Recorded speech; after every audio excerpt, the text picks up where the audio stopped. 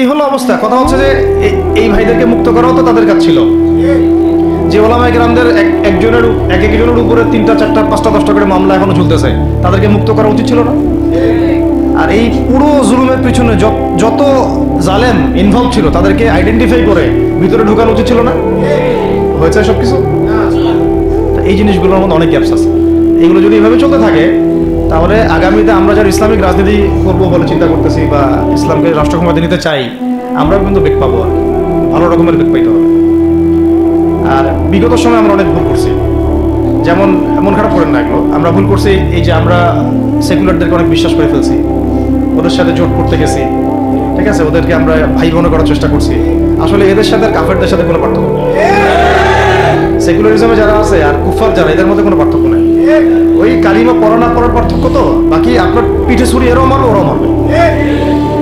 আর আমি ছোট মানুষ, ছোট জায়গা থেকে বলতে চাই যে আমাদের যে ওলামায়ে কেরামগণ মাঠে আছেন, যে রাজনৈতিক দলগুলো আপনারা মাঠে আছেন, এবার আপনারা কোনো রুটির টুকরার জন্য লড়বেন না, এবার পুরো রুটি নিয়ে লড়বেন। প্রত্যেক আসনে প্রার্থী দিবেন আপনারা, যেহেতু এর বাইরে সিস্টেম এখন অন্য সিস্টেমে যাওয়ার সুযোগ হচ্ছে না, তাহলে পুরো রুটিটার জন্য লড়তে হবে আপনাদের।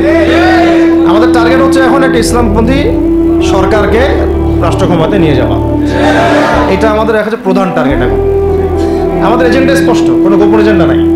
আমাদের কি নাই? কোনো গোপন এজেন্ডা নাই। আমরা চাই বাংলাদেশে এখন একটা ইসলামপন্থী রাষ্ট্র ব্যবস্থা গড়ে উঠুক, ইসলামপন্থী সরকার শাসন ক্ষমতায় আসবে। এটার জন্য আপনাদের সবার ভূমিকা আছে। কেউ কথা দিয়ে ভূমিকা রাখবেন, কেউ লিখবেন, কেউ বলবেন, কেউ যেভাবে হোক আপনাকে ভূমিকা তো রাখতেই হবে।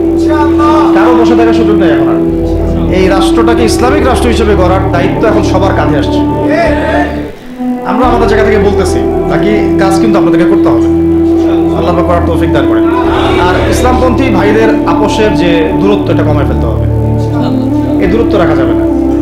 ইখতিলাফ আছে থাক, যদি আকীদাগত মৌলিক কোনো পার্থক্য না থাকে, আমরা তো ভাই ভাই নাকি? আমাদের চেয়ে কি মানে সেকুলার আমাদের বেশি বড় ভাই? আমাদের যে কি যে নাস্তিক মুরতাদের আমাদের বড় ভাই? কমিউনিজমে যারা আছে ওরা আমাদের বড় ভাই?